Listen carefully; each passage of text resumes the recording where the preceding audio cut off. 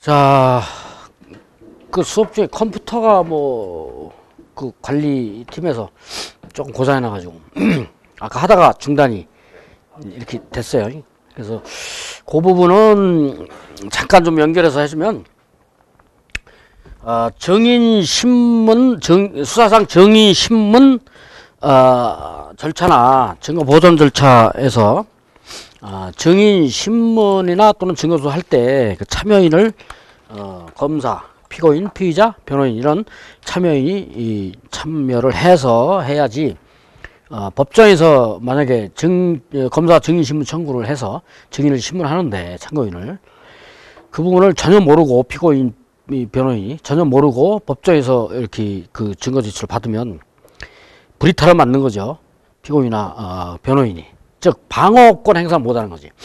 반대 신문권이 보장이 안 된 거죠. 그래서 참여권을 보장해 줘야 됩니다. 그래서 증인신문 청구 시에 증인신문 할 때는 그 부분이 있고, 그 다음에 항고 부분을 전반적으로 저번 시간에 했는데 그 부분을 쭉 하면서 이제 그 준항고 부분에서 그 재판장과 수명 법관이 한 처분, 명령 처분, 결정 명령에 대한 재판장과 수명 법관이 한 처분에서 불복하는 방법을 준항고라고 그랬죠. 준항고가 이것도 있고 또 이제 수사기관도 있다 그랬죠. 수사기관 하면 뭐 검사하고 사경 이거지. 요거에 대한 처분에 대해서도 준항고를 할 수 있어요. 근데 이 준항고는 아까 얘기한 것처럼 보통항고처럼 압수, 환부, 압보구, 감, 기가 들어간다 그랬지. 여기는 기피 신청에 대한 기각, 기피 신청. 기는 여기 이렇게 된다고 그랬죠. 여기다가 정감통이 더 들어간다 그랬죠. 준항고, 재판장과 수면 법관이 한 처분에 대한 준항고에서는 정감통이 들어가는데, 요건 정인입니다. 감은 감정, 요건 통역. 이 정인과 감정, 통역에 대한 과태료 등 처분을 할 때 여기에 대한 불복으로 준항고가 된다 이 얘기예요. 이 부분입니다. 그 다음에 수사기관에 대해서는 압구변이라고 그랬죠. 압구변. 이건 압수, 환불 똑같고 구금. 그 다음에 요거는 뭐라 그랬죠? 변호인 참여 제한. 제한에 대한 결정, 처분. 이 부분에 대해서 불복을 할 때 준항고 할 수 있다 그랬죠. 그래서 준항고는 재판장과 수면법관이 한 처분에 대한 불복, 그 다음에 수사기관, 검사와 사법경찰관이 한 처분에 대한 불복. 이 두 가지를 이제 불복할 때 하는 게 준항고라고 그래요. 이거 준항고 사연은 이렇게 설명한 대로 이렇게 갑니다. 그렇게 이해하면 되고. 그 다음에 이제 열람 등사 제한이라는 건 아까 재정신청도 수사적 성격이 있다고 그랬죠. 물론 고등법원에서 하니까 재판 과정이지만 증거수사도 하고 다 합니다. 재판 과정이지만 수사적 성격이 있기 때문에 열람 등사가 제한된다. 그 얘기 해줬고, 그 다음에 비용 부담 문제인데 211페이지 보면 비용 부담 문제는 어차피 고소인이 또 고발인도 일부 범죄에 대해서 고발인도 가능하죠. 재정신청이. 고발이나 고소인이 어떻게 돼요? 불기소 처분을 받았을 때 불복하는 거잖아. 재정신청이라는 게. 그러면 그런 처분에 대해서 이 재정신청에 대해서 기각 결정을 한다든가 또는 재정신청을 취소한다든가 이렇게 되면 비용을 이제 물리게 할 수 있어요. 법원에서. 근데 그거를 하여야 한다. 비용을 납부해야 한다. 이렇게 해버리면 상당히 불합리하죠. 아니 내가 피해를 입어서 고소를 했는데 검찰에서 기소도 안 하고 기소 안 한 건데 불복해가지고 검찰 항고하고 재정신청하고 이렇게 왔는데 또 기각해버려. 그런다고 해서 비용을 네가 물어라 이렇게 하면 내가 피해 있고 기소 안 해줘서 내가 억울한데 여기까지 왔는데 또 돈을 내라고? 이 문제가 있습니다. 그래서 비용을 물도록 강제하지 않고 해야 한다가 아니고 할 수 있다. 이렇게. 그래서 비용 부담에서 보면 1번에 보세요. 고등법원은 재정신청의 기각결정 또는 재정신청의 취소가 있는 경우에는 결정으로 재정신청인에게 신청 절차에 의해서 생긴 비용의 전부 또는 일부를 부담하게 할 수 있다. 이렇게 돼 있어요. 해야 한다 이게 아니고 할 수 있다 이렇게 해놨어요. 사실 물리지 마야지. 피해 입고 고소한 사람이 불기소 처분 나가는 것도 억울한데 여러 단계를 거쳐서 불복을 하는데도 기각됐는데 이렇게 돼 있습니다. 하여튼 부담하게 할 수 있다 이렇게 돼 있어요. 다 공소 시효 정지까지 다 했고 이제 공소 제기 후에 수사 이 파트로 일단 들어가는데, 공소 제기 후에 수사를 들어가기 전에 잠깐만, 재정 신청으로 끝나는 게 아니고 그 불복 절차는 또 있어요. 마지막 하나. 그게 이제 헌법 소원이라고 있어요. 헌법 소원. 마지막으로 헌법 소원이라는 게 있는데, 헌법 소원이 있습니다. 헌법 소원.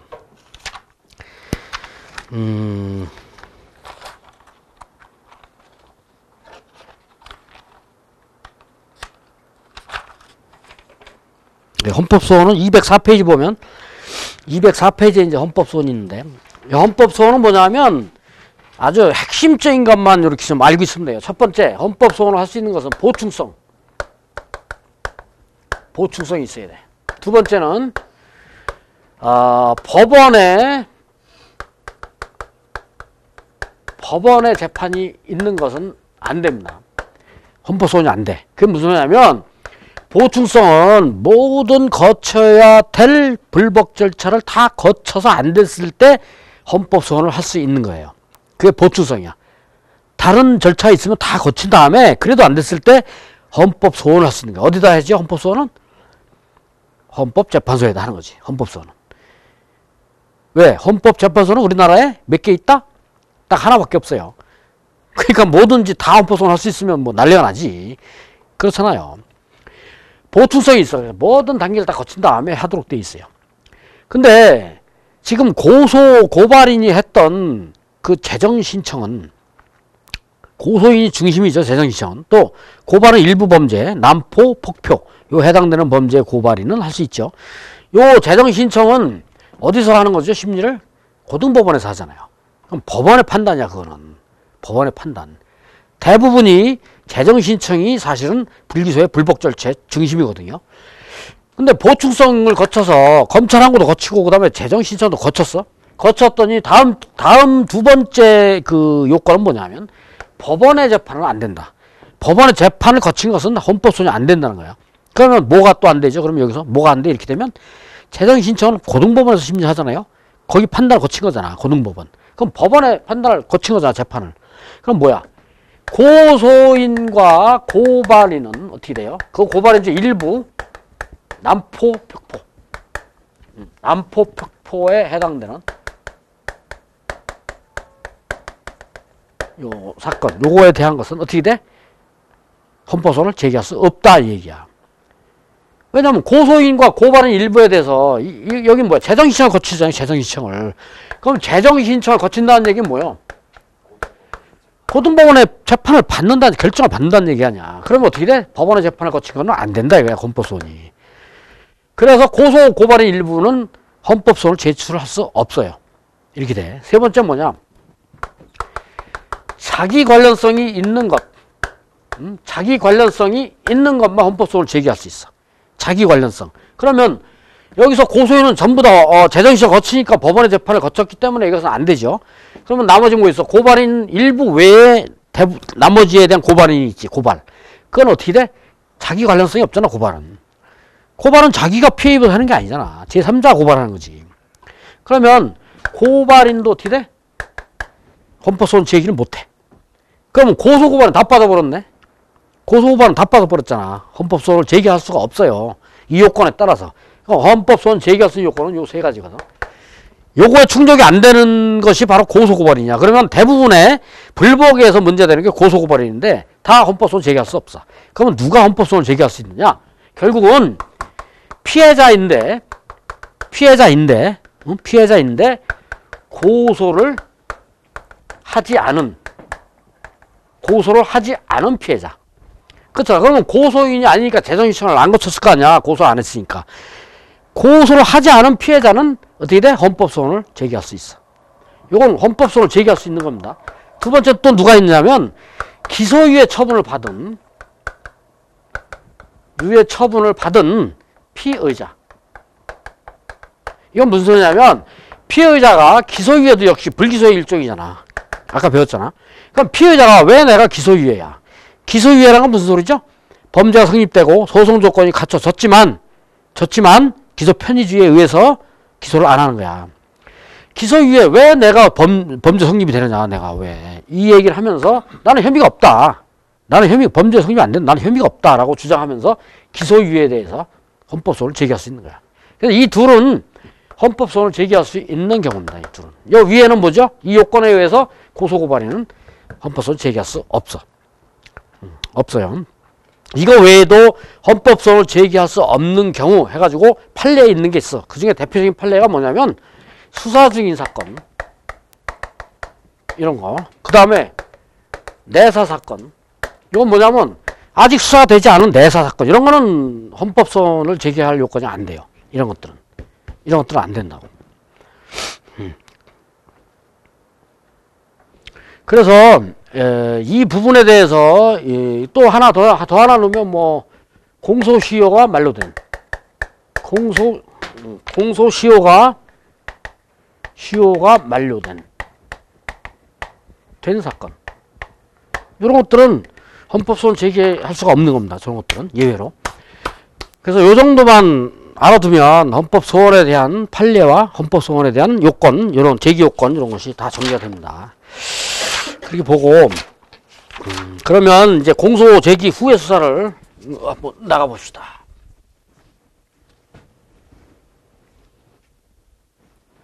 이게 이제 오늘도 이제 마지막 시간이 되니까 조금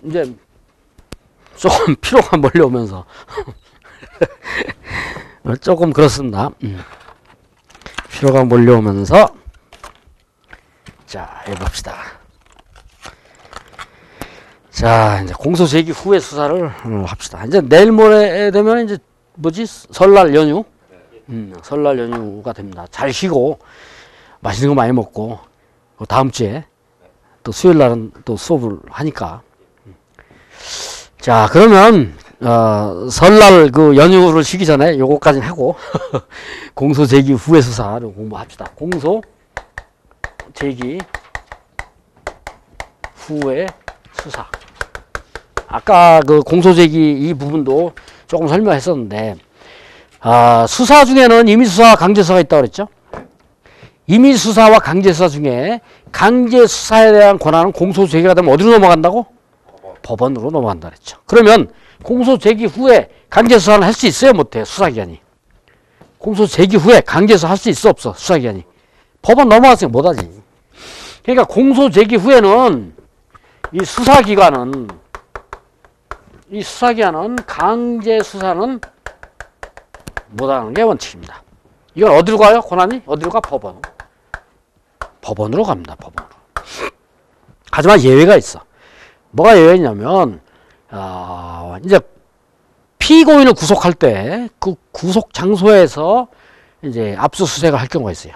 그때 이제 검사 지휘에서 사법경찰관이 이제 압수수색을 지휘를 하는데 거기서는 이제 압수수색을 이제 그 수사기관이 할 수 있어요. 그 예외가 하나 있어. 그래서 이 수사기관이 또 하나가 예외가 뭐가 있냐면 강제수사의 예외로 영치라고 아까 배웠죠. 압수수색에서.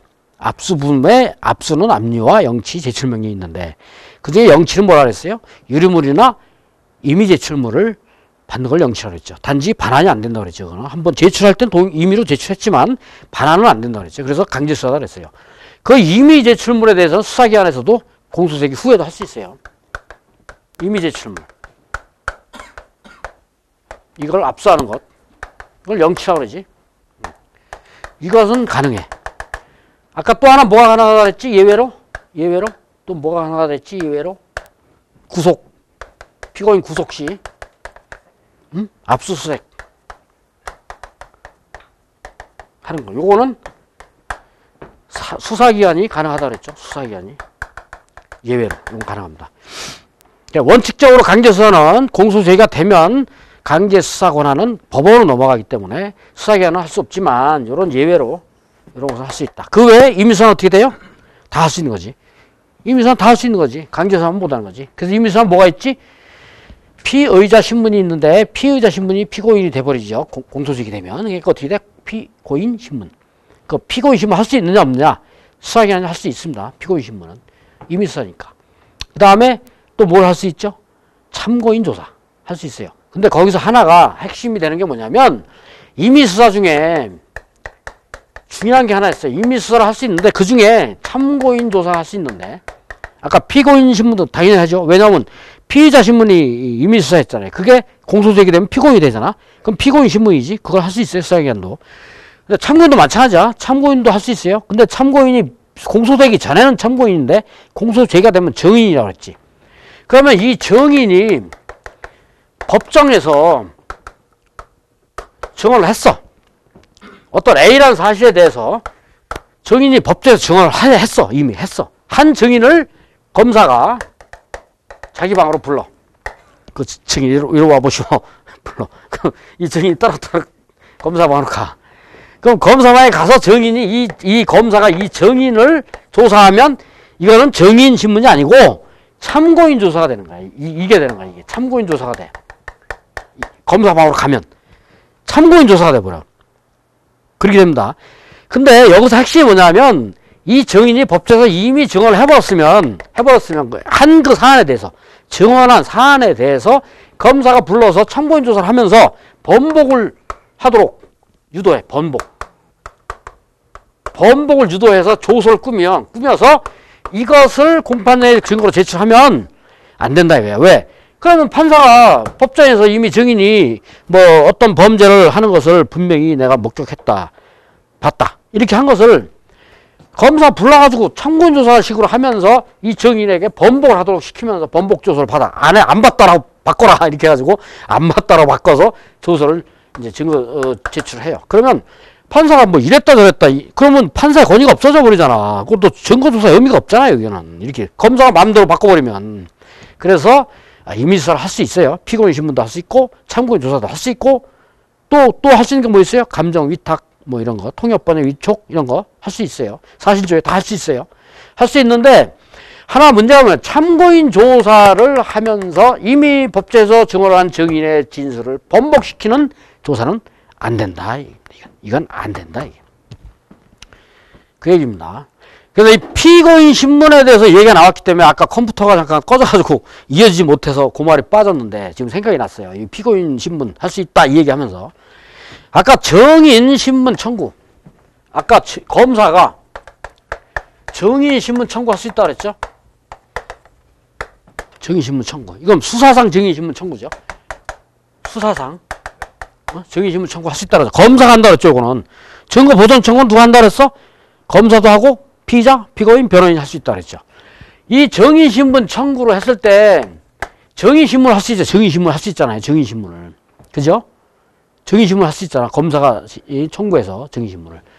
여기서는 정인을 신문할 수 있는 누구를 정인이지? 이건 참고인이지. 참고인. 수사 공소시기 전이니까. 물론 제1회 공판기일 전까지 신청을 할 수 있으니까 정인이 아니고 참고인을 수사상 참고인을 정인화해서 판사, 수임 판사가 소환이라든가 구인 뭐 이런 관계력을 발휘해서 출소시켜서 증언을 받는 거지. 이거 반대로 아까 얘기했던 증거보전 청구를 보면 증거보전 청구는 검사도 신청할 수 있고 피고인, 피의자 또 누구? 변호인이 청구할 수 있다 그랬죠. 여기에서 증거보전할 수 있는 건 뭐 있다 그랬어? 압수, 수색 또 뭐 있다 그랬지? 검증 또 정인신문, 그죠? 정인신문. 그 다음 마지막 뭐? 감정. 이런 걸 할 수 있다 그랬잖아요, 여기서. 이런 거. 근데 여기서 증거보전 청구에서 할 수 없는 게 하나 있어. 증거보전 청구에서 할 수 없는 게 있어. 뭘 할 수 없냐면, 정인신문하고 압수수색 검증 다 할 수 있는데, 피고인 신문, 피의자 신문. 피의자 신문. 또는 피고인. 요게 만약에 제1회 공판기일이 넘어가면, 피고인 신문도 될 수 있잖아요. 피고인이 될 수 있잖아. 제1회 공판기일 전까지 할 수 있는 거니까 공소제기 후에 만약에 신청한다면 피고인도 있을 수 있지. 그럼 피고인 신문 이런 것은 못한다. 응? 증거보전 청구했을 때 그 증거조사 과정에서 증인신문도 할 수 있고 압수수색 검증 감정 다 할 수 있어. 할 수 있는데 피의자 신문, 피고인 신문 못해. 저는 할 수 없습니다. 요게 하나가 핵심 포인트죠. 저것도.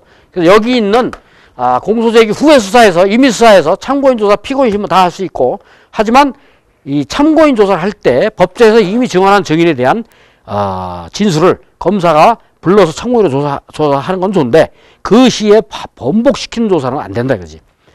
이미 법정에서 증언한 증인의 경우를 얘기하는 거야. 이럴 때는 이건 안 돼. 근데 참고인, 이 피고인 신문 된다 그랬죠. 공소제기 후 수사에서. 왜냐하면 이미 수사니까. 근데 어디서 또 안 돼? 이게 증거보전 청구에서는 피고인 신문, 피의자 신문이 안 된다고 했죠. 여기서는. 요걸 대비해서 보라는 얘기야. 응? 요걸 대비해서 피고인 신문, 피의자 신문 얘기가 나오면 여기서 있는 공소제기 후에 이미 수사에서는 피고인 신문 할 수 있다 이거야. 여기서는.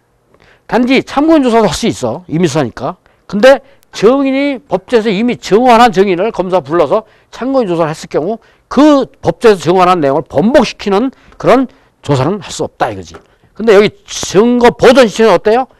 피고인 신문을 할 수 없어. 왜? 증인 신문을 할 수 있지만은 피고인 신문을 할 수 없습니다. 그러니까 그런 차이가 이런 요 세 가지를 놓고 봤을 때 어디나 이걸 할 수 있고 할 수 없고 이런 게 있어요. 이런 것이 이제 시험을 이제 준비하는데 핵심 포인트입니다. 이런 게. 자, 그럼 공소제기 후에 수사 됐고 공소 제기 편을 조금 더 보고 갑시다. 이 공소 제기라는 거는 아까 뭐라 그랬죠? 공소 제기는 뭐라 그랬죠? 수사를 종결하고 공소 제기는 뭐야? 수사를 종결하고 소송이 계속되는 거야. 어디로? 법원에 심판을 청구하는 거죠. 법원에 심판을 요구하는 거지. 요것을 이제 공소 제기라 이렇게 얘기합니다. 근데 공소 제기는 일단은 소송이 계속된다. 그리고 법원에 심판을 청구하는 것이다. 요구하는 것이다. 근데 이 공소 제기에 대해 이 공소권설 뭐 이런 거는 일단 한번 집에서 살짝 읽어보세요. 이런 것을 읽어보고 여기에서 이제 공소권 남용인이 나오고 그 다음에 보면 공소 제기 기본 원리가 나와요. 이 두 가지를 오늘 하고 수업을 좀 마치겠습니다. 공소 취소까지 갈 수 있으면 가고 이렇게 하겠어요. 일단 공소의 기본 원칙을 먼저 보고 공소 남용인을 공부하겠어요. 공소 기본 원리는 원칙은 뭐가 있냐 하면 야 이거 일단 지우고 합시다.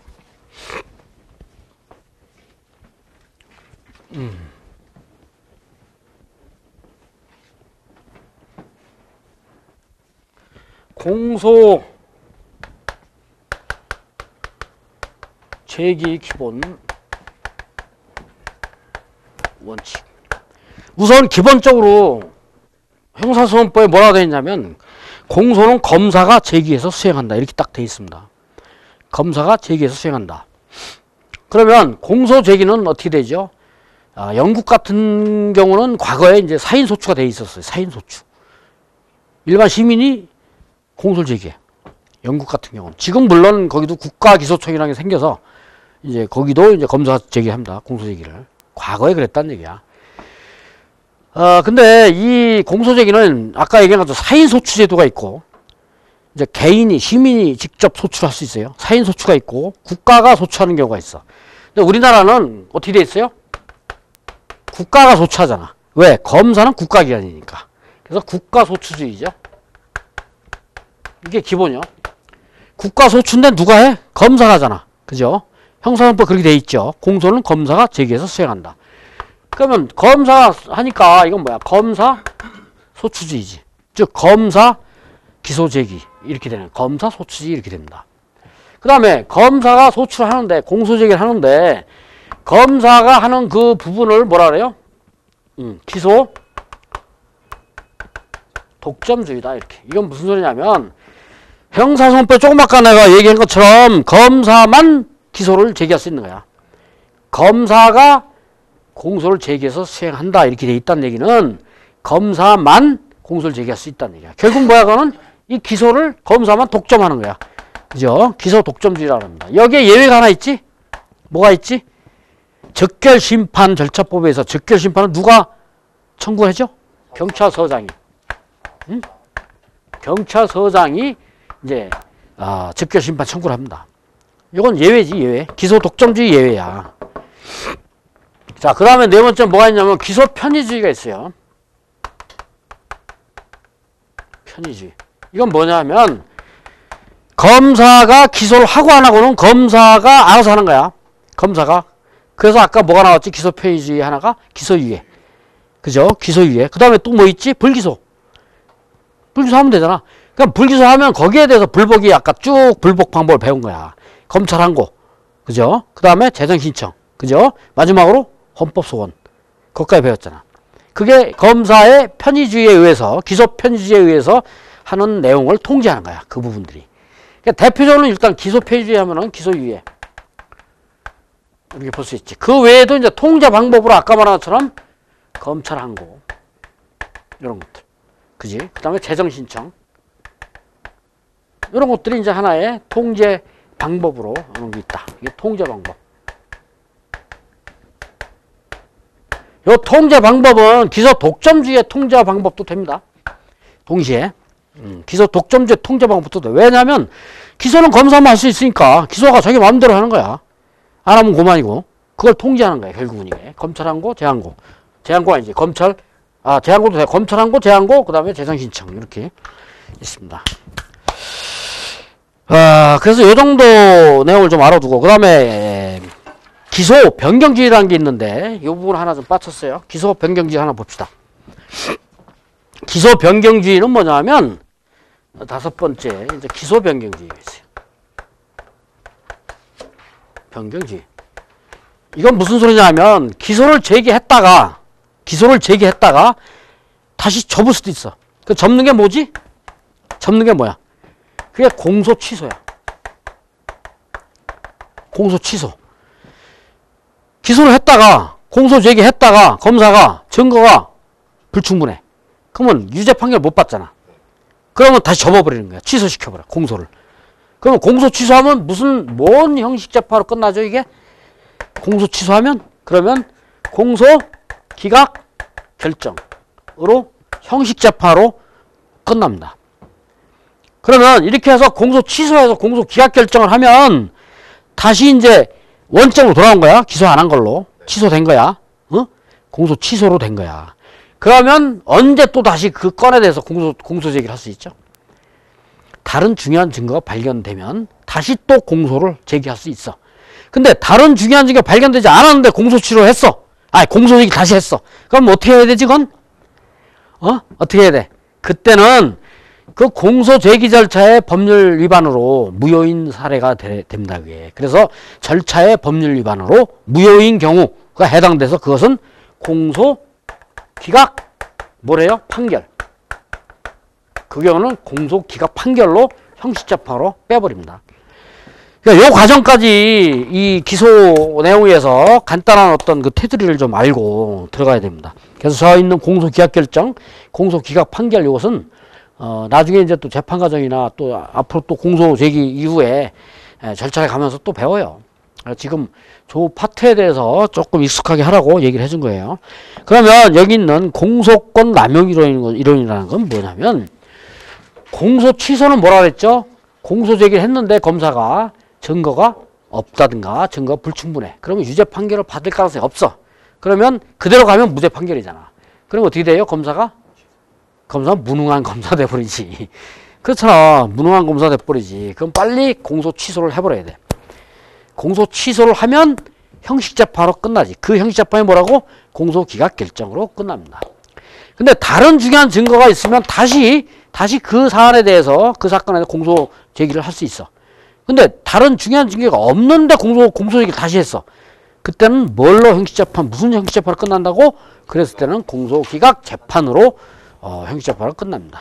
이 과정을 머릿속에 이렇게 담아두고 계속 이제 익숙하게 해야 돼요. 근데 이제 공소권 남용 이론이라는 건 뭐냐면 공소 제기를 하는 것이 형식적으로 적법합니다. 공소 제기의 방식과 절차가 적법해. 그 뭐 하자가 없는 겁니다. 공소 제기를 할 수 있어요. 소송 조건도 갖추고 공소 제기 방식이 다 절차 방식이 적법해. 하지만 사실상 부당해. 실질적으로 부당해. 그게 무슨 소리냐면 아주 경미한 범죄 있죠. 아주 경미한 범죄를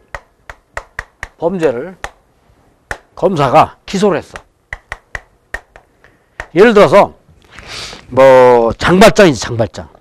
빵 한 조각 훔쳐갖고 5년형 받은 장발장. 근데 그 소설에는 내가 좀 보니까 빵 한 조각만 훔친 게 아니고 한 조각 이제 그 조카들 많아서 그 먹여 살려고 빵을 훔쳤는데 그 빵 훔친 거 말고 다른 무슨 뭐가 있었더라고. 그래서 그게 발각된 거지. 이제 빵 훔치면서 수사가 되면서 그 장발장에 다른 또 하나의 범죄가 있는 게 밝혀진 걸로 알고 있어요. 저는 나는. 그래서 결국 5년형을 받았는데, 근데 이제 우리가 알기는 이제 빵 한 조각 훔쳐서 5년형을 받았다. 그러다가 이제 탈옥하죠. 그러면서 죄가 더 붙어가지고 19년인가 아마 형을 살고 그러는데, 이렇게 아주 경미한 거, 빵 한 조각, 뭐 하다못해 뭐 바카스 한 병, 뭐 이렇게 정말 경미한 거, 이런 걸 훔쳤는데 이것을 기소유예를 하지 않고 기소를 해버린 거야. 공소제기 해버리는 거야, 검사가. 그러면, 야, 이거 어떻게 이런 것을 공소제기 하느냐. 세상에 이렇게 검사가 이렇게 하느냐. 이런 건 부당하다, 이거야. 물론, 공소제기한 그 절차는 적법한 거지. 적법하잖아요. 범죄 성립이 되고, 액수는 작지만, 적법하지만, 이것은 좀 실질적으로 부당하지 않느냐, 이거야. 부당하지 않느냐. 그래서 이런 것은 형식재판으로 종결을 시키는 게 낫지 않느냐. 이게 바로 공소권 남용 이론이야. 근데 공소권 남용 이론은 형사소송법 규정에 있질 않아요. 규정이 없어. 이론이야, 이론. 그래서 이 부분에 대해서는 사실 뭐 인정되고 이걸 적용하는 사례가 많지 않습니다. 상당히 뭐 좁습니다. 적용 사례가. 판례가 없다 이거지. 뭐 한 2개 정도, 한 2-3개, 2개인가 그래. 2개인가 있어요. 있는데 요 내용을 조금 알고 넘어가야 돼. 요런 내용이라는 걸 알고 넘어가야 된다 이거지. 그래서 이 공소권 남용이론에서 주장하는 그 형태가 있어. 형태. 그게 뭐가 있냐면 우선 이렇게 한번 알아봅시다. 위에 위에 누구 없어. 근데 이걸 누차로 바꾼 거야. 누구 없어. 누차 없어. 위에 누구 없어. 위 누차 없어. 이렇게 알고 있으라고. 이건 일단 내용만 알고 있어. 이거는. 공소권 남용이론의 형태야. 위는 뭐 위법수사. 응? 그 다음에 누는 뭐야? 누락기소. 이거는. 이게 무슨 소리냐면, 누락기소는 분리기소라고 그래, 이걸. 분리기소. 이건 뭔 소리냐면, 일괄적으로 기소를 한 번에 해야 될 것을 깜빡하고 과실로 또는 실수로, 직무태만으로 빠친 거야. 몇 개를. 기소 같이 해야 되는데. 요 나머지 일부만 갖고 기소를 해놨어. 그리고 나중에 다시 이걸 또 기소하는 거야. 그러면 피고인 입장에서는 굉장히 그 엑스하지, 사실.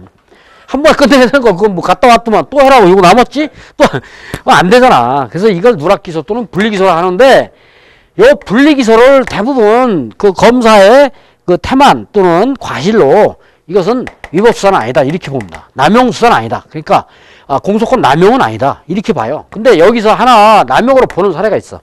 요 경우에. 누락기소에서. 그 다음에 위법수사 경우도 하나가 있어. 사례가 하나 있어. 위법수사로 인한 남용으로 보는 게 하나 있어. 그 다음에 차는 뭐냐면 차별기소. 피고인이 여러 명 있는데, 피의자가 여러 명 있는데, 그 중에 일부 몇 명만 기소를 해버리는 거야.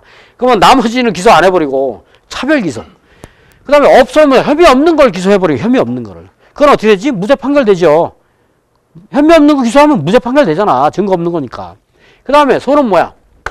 소추 재량권을 일탈한 거야. 소추 재량권을 일탈해. 이건 뭐지? 대표적으로 기소유예. 해야 될 걸. 기소유예 해야 될 걸 안 하는 거야.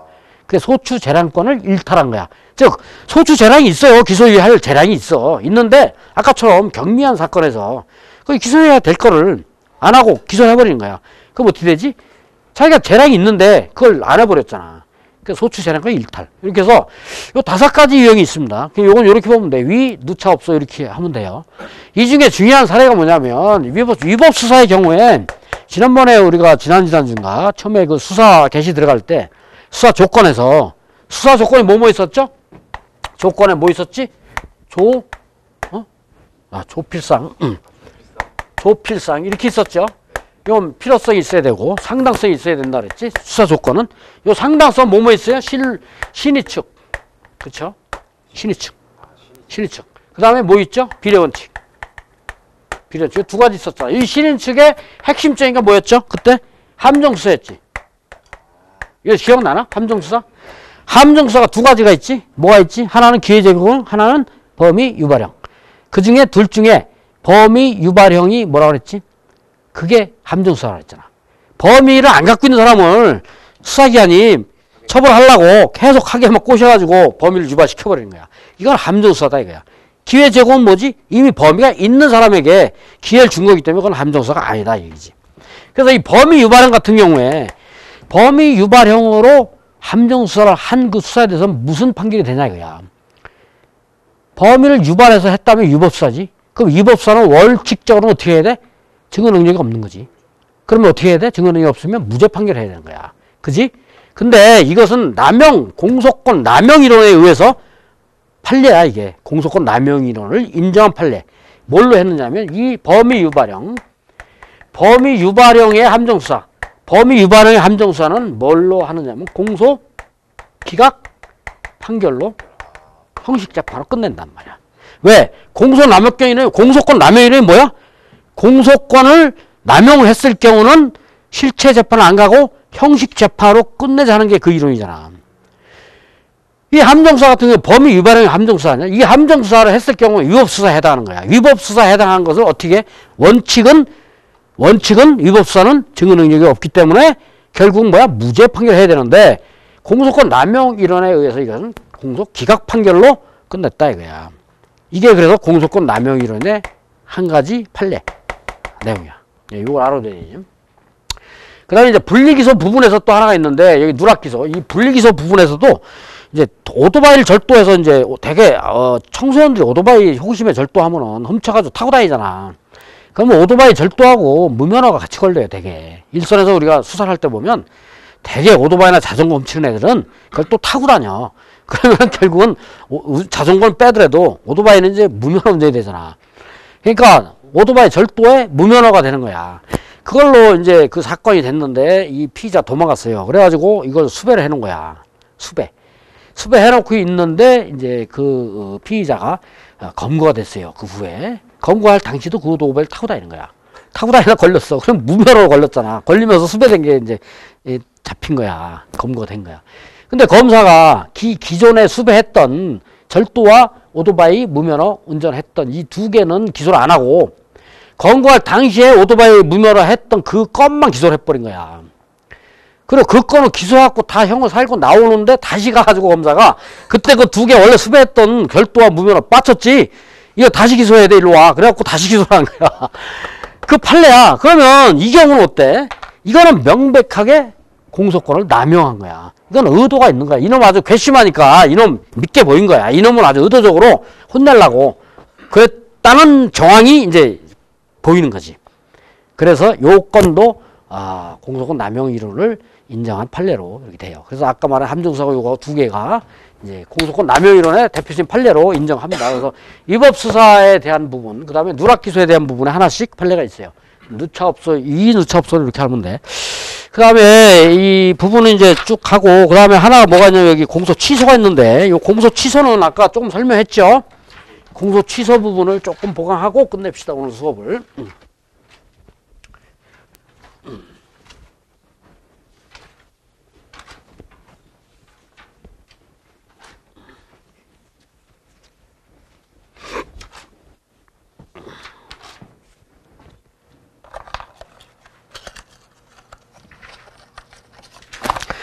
자, 이 공소 취소는 아까 얘기한 것처럼 검사가 스스로 공소 제기한 후에 공소를 취소하는 거야. 철회하는 거야. 일단은 형사소송법에서 취소라는 얘기는 다 뭘로 보라 그랬어요? 전부 철회로 보라 그랬지, 철회. 철회는 법적으로 무슨 의미냐면 장래를 향해서 효력이 소멸하는 거야. 장래를 향해서. 취소는 뭐야? 소급해서 효력이 소멸한 걸 취소라고 그래. 원래 법에서는. 근데 형사소송법에서 취소라는 얘기가 많이 나와. 이 취소는 결국은 철회를 얘기하는 겁니다. 그렇게 이해하면 돼. 이거는. 자, 그래서 이제 검사가 공소 얘기를 하고 증거가 없다 해서 유죄 판결 받기 어렵다 하면 공소 취소를 할 수 있어요. 근데 공소 취소 방법이 서면으로도 할 수 있지만 공판정에서 공소 취소를 구두로도 할 수 있어, 검사가. 구두로도. 이게 특징이야. 그래서 이렇게 보면 돼. 취소, 철회, 이런 철회. 또 취소하는 거 있죠. 취소. 이런 부분은 대부분 구두로도 가능해요. 왜냐하면 이것은 이미 안 가는 거, 이제. 앞으로는 효력이 없어져서 이제 진행을 안 하잖아. 철회는. 취소나 철회는 같다고 그랬죠. 지금 형사소송법에 같은 의미로 보라고 그랬죠. 그러면 안 가는 거야. 앞으로 진행이 안 되는 거 아니야. 끝난 거잖아. 효력이 없어지는 거잖아. 그래서 구두로도 돼. 서면은 뭐냐면 대부분 소송행위의 절차에 대해서 서면 원칙입니다. 서면으로 해야지 원칙이야. 공소장, 고소장 뭐 다 서면으로 합니다. 근데 서면은 그 서면을 통해서 계속 절차가 진행되는 거야. 그래서 진행되는 사안이기 때문에 반드시 서면으로 해줘야 돼. 근데 이런 취소나 이런 식으로 효력이 끝나는 거, 이런 거는 굳이 서명으로만 할 필요가 없는 겁니다. 그래서 구두로도 돼. 그래서 요 검사의 공소 취소는 구두로도 됩니다. 취소 절차가. 그러면 취소권자는 누가 되겠느냐? 여기 보면 공소 취소의 절차에서 공소 취소는 기소 독점주의의 당연한 결론으로 검사만 취소를 청구할 수 있다. 취소할 수 있다. 청구가 아니고 취소권자죠. 취소할 수 있는 거죠. 자기가 취소할 수 있는 겁니다. 그 다음에 이제 공소 취소 방법은 배웠고, 공소 취소 시기는 언제까지냐 하면 제1심 판결 선고 전까지 공소 취소를 할 수 있어요. 그럼 고소 취소는 언제까지 할 수 있었지? 고소 취소? 그것도 마찬가지로 제1심 판결 선고 전까지였죠. 마찬가지로 공소 취소도 제1심 판결 선고 전까지 공소를 취소할 수 있습니다. 그럼 공소를 취소하면 그 무슨 효과가 있나?